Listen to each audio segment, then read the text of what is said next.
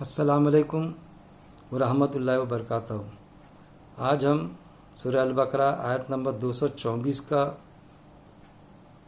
درس قرآن لیں گے لفظی ترجمے کے ساتھ۔ اعوذ باللہ من الشیطان الرجیم، بسم اللہ الرحمن الرحیم۔ ولا تجعلوا اللہ عرضة لأیمانکم ان تبروا تتقوا وتصلحوا بین الناس واللہ سمیع علیم۔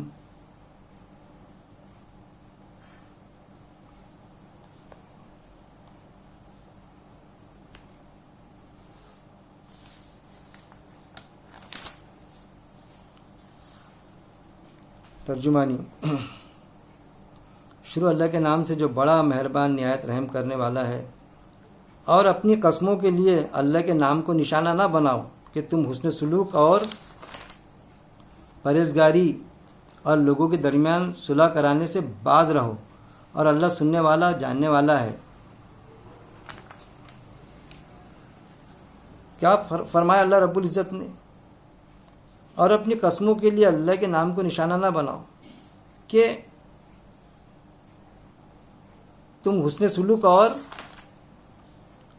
پرہیزگاری اور لوگوں کے درمیان صلح کرانے سے باز رہو، یعنی ایسی چیز ایسی جگہ اللہ کی قسم کو استعمال مت کرو۔ ایک تو یہ بات کہ سوال یہ پیدا ہوتا کہ قسم جو کھاتے ہم دوست کے درمیان، تیرے جان کی قسم، کوئی ماں کی قسم یا اور کسی قسم، تو سوائے اللہ کے اور کسی کی قسم کھانے کی اجازت ہی نہیں ہے۔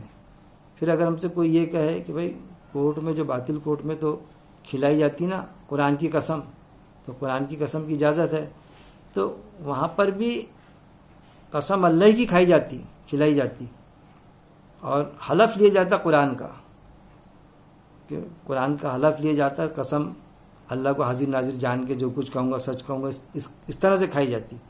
اور اپنی قسموں کے لیے، اور یہ معاملہ کہ کسی کے ساتھ حسن سلوک کرنے کا رہا، پرہیزگاری کا رویہ، کسی کے درمیان صلح صفائی کرنے کی رہی، حسن سلوک یعنی اچھا برتاؤ، کسی کوئی کام کرنے کا رہا، حق کی گواہی دینے کی رہی، تو پہلے تو دیتے تھے لیکن بعد میں یار پہلے حق کی گواہی دیتے تھے بابو صاحب، لیکن بعد میں کیوں؟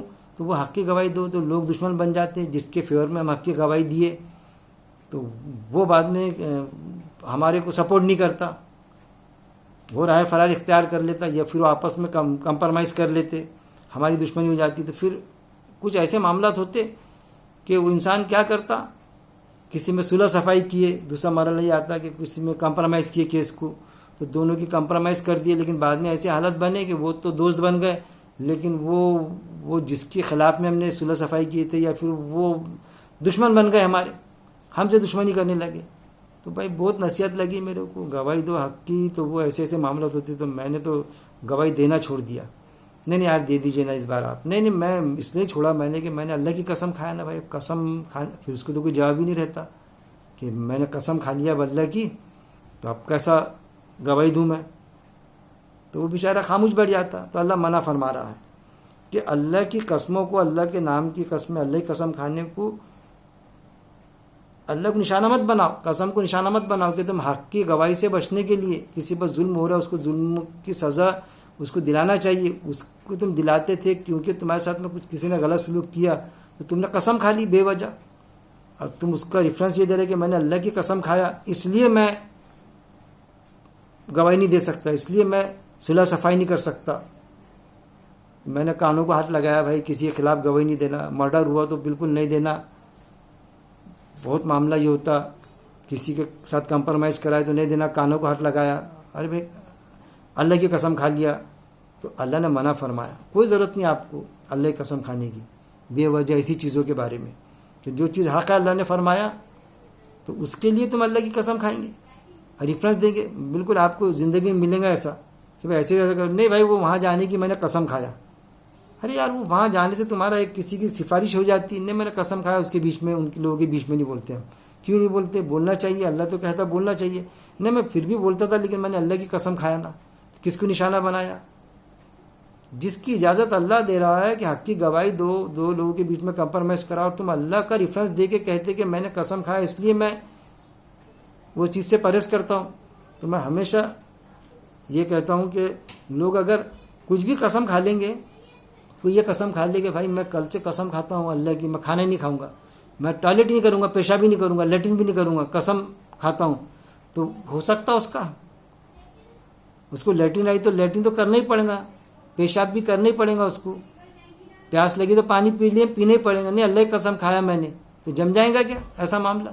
تو جب تمہاری بنیادی ضرورت ہے، جو تمہاری جسمانی ضرورت ہے، اس پر اگر تم نے قسم کھا لی ہے تو وہاں تو کبھی قسم نہیں کھاتا. اس کو بولے کہ بھائی قسم کھا لو نا تم کہ کل سے پیاس بھی لگی، بھوک بھی لگی تو کھانا بھی نہیں کھاؤں گا، پانی بھی نہیں پیوں گا، یا میں ٹوائلٹ کو بھی نہیں جاؤں گا کتنا بھی. ارے نہیں ایسا ہوتا ہے کیا؟